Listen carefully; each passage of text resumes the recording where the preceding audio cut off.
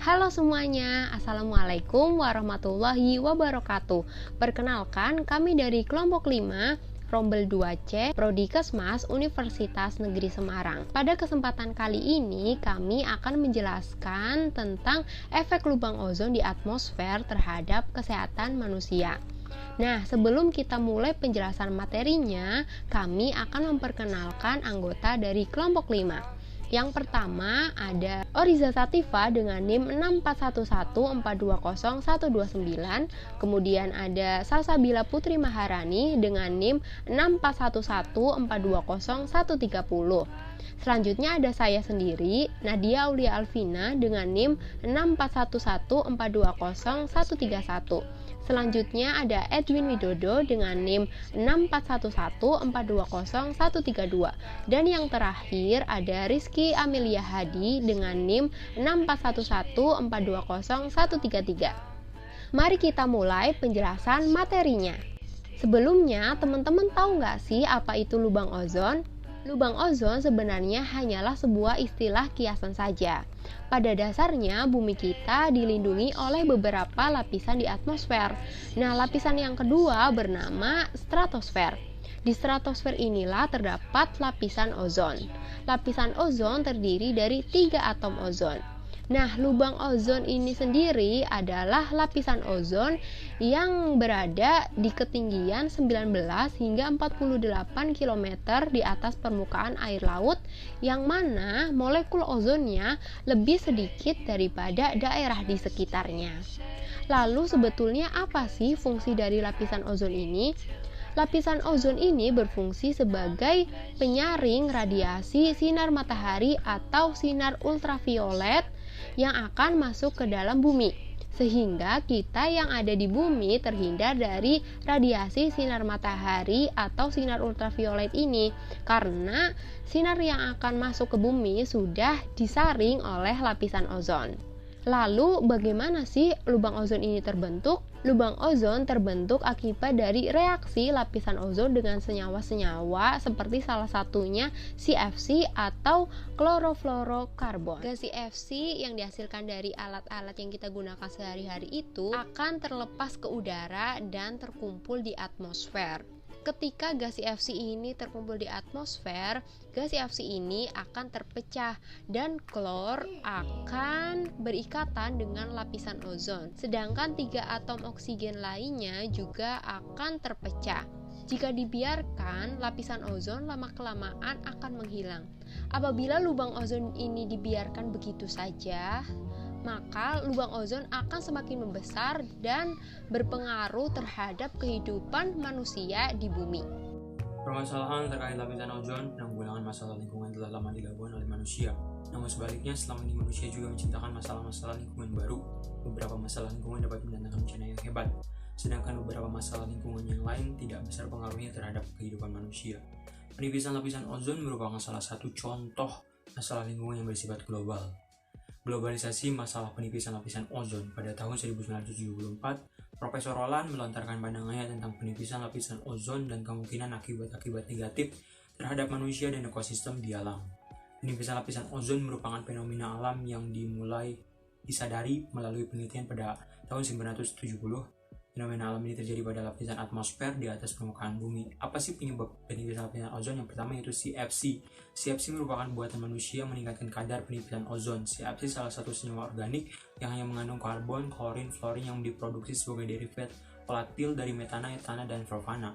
CFC banyak digunakan masyarakat modern yang tak terkira penggunaan seperti bekas, pembuatan busa, dan bahan pelarut kilang-kilang elektronik. Yang kedua itu polusi kendaraan. Karbon monoksida yang dihasilkan oleh kendaraan juga mampu merusak lapisan ozon.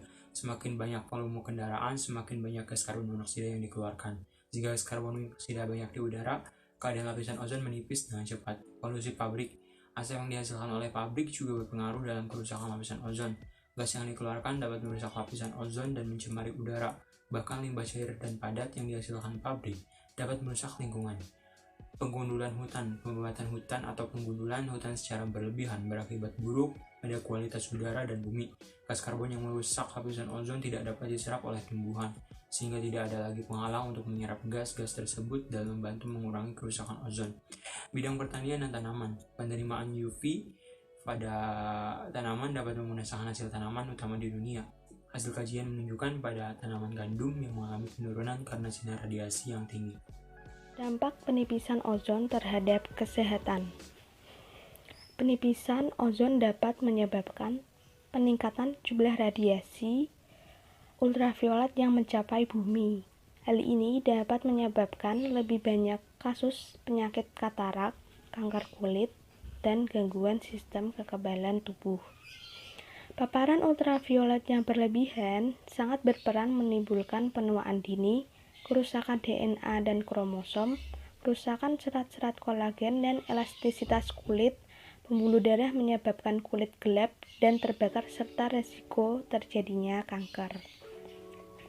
Paparan ultraviolet yang berlebihan juga berkontribusi terhadap peningkatan kanker kulit yang paling fatal. Menurut Badan Kanker Dunia, jika lapisan ozon menipis 10% saja, risiko berkembangnya kanker kulit di dunia dapat meningkat lebih dari 300.000 kasus setiap tahun. Katarak pada mata merupakan penyakit yang timbul akibat sinar UVB yang dapat menimbulkan kebutaan. Sebuah penelitian di Amerika menunjukkan bahwa semakin dekat khatulistiwa, semakin banyak orang yang terserang katarak. Sinar UVB juga dapat mengakibatkan menurunnya kekebalan tubuh, sehingga orang akan lebih mudah terserang penyakit. Untuk melindungi diri dari kanker kulit dan katarak karena penipisan lapisan ozon, kita harus merawat dan memberikan proteksi kepada diri kita sendiri. Untuk mencegah kanker kulit, kita dapat menggunakan tabir surya. Tabir surya umumnya dibedakan menjadi dua, yaitu sunscreen dan sunblock. Pertama, sunscreen.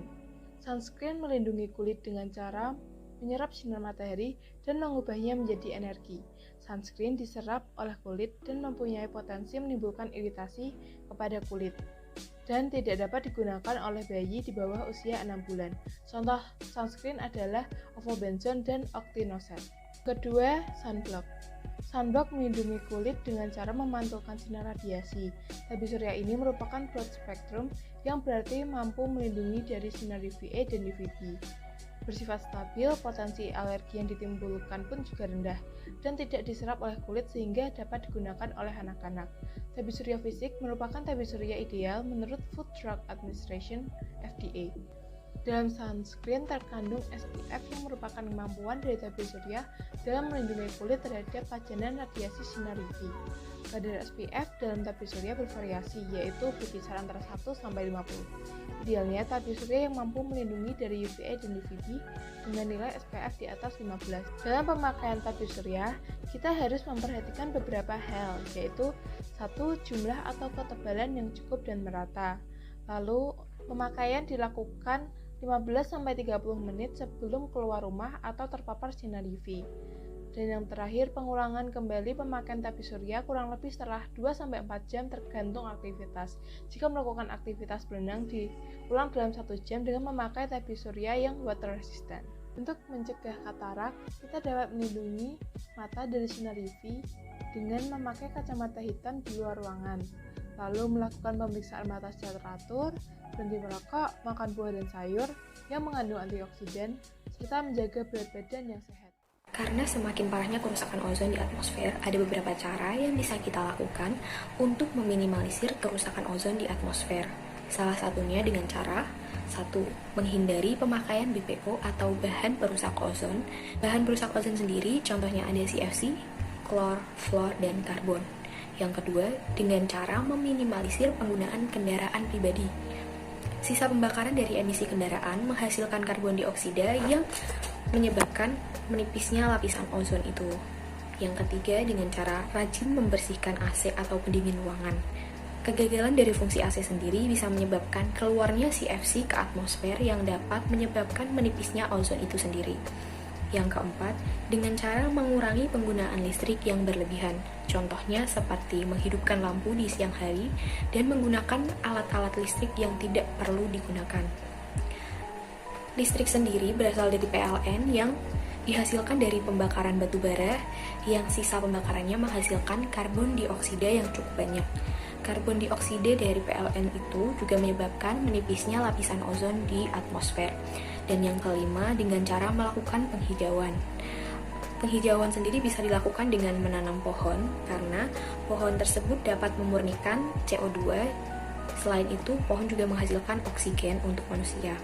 Selain berguna untuk memurnikan CO2, pohon juga berguna untuk memurnikan emisi dari